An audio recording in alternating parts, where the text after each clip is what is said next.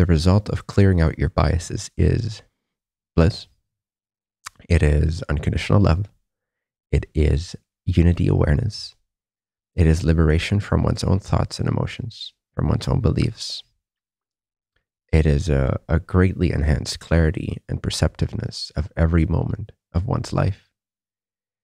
It is greatly increasing one's capacity to notice all the subtleties that just kind of fly under the radar for most people because they're too grossly oriented, too object oriented. And they're missing out on this super rich and intelligent realm of consciousness that's much subtler than what's obvious for most people.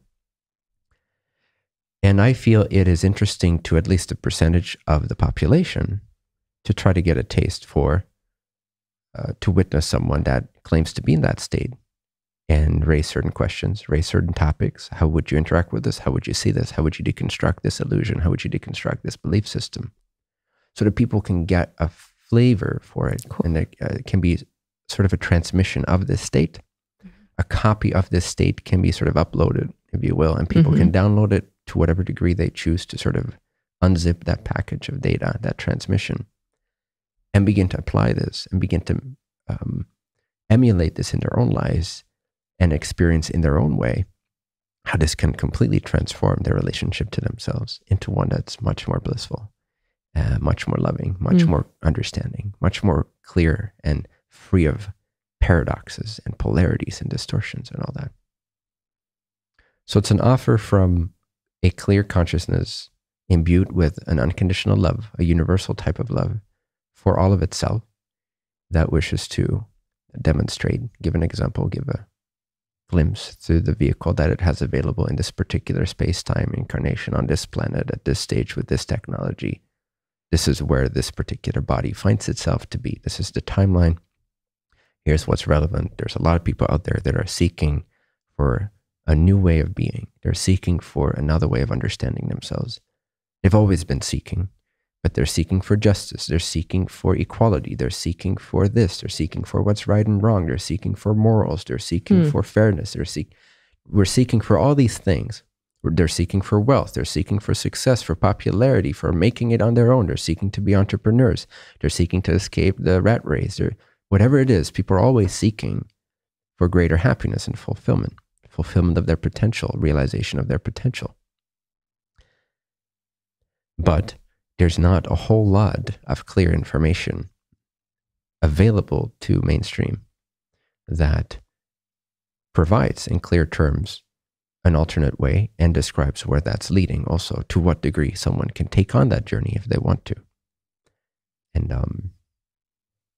I don't need for people to take it to any particular degree.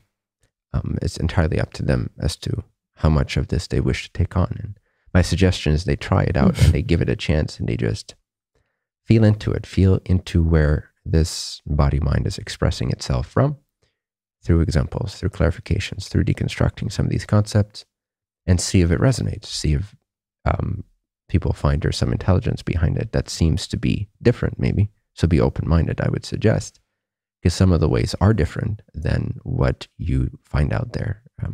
Some of the beliefs or views that one can come to, understandings rather, are different, and not everyone in society would condone that or like that as being, or promote that as being a popular opinion or a popular view. But I will try to back up as much as I can why I would promote such a view or such an approach to how to view things, or how to deconstruct an existing view and transform it into what I would say is a broader view, a more expanded view, a clearer view, a more unbiased view. And then why, like, what's the benefit of that? And I believe it's self-explanatory after a while, and it will just demonstrate its own clarity. But of course, it needs some open-mindedness, and not to get offended too easily, to not get too defensive of one's own point of view, which is the whole cause of all the problems we're finding between humans in the world today anyway. So it's also a message of peace, how to establish peace on all levels of human civilization, individual, interpersonal, family, community, nation, global, who knows, beyond global. So it is also a message of peace, how to accomplish peace.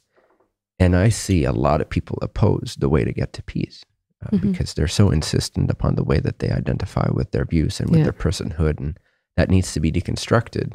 That needs to be understood from a clear way, from a clear state of consciousness, from a mirror type of state of consciousness, needs to be reflected back to us what it is we're doing and why we're so insistent upon it and why we're so attached to it and how it's not working and how it's never going to work.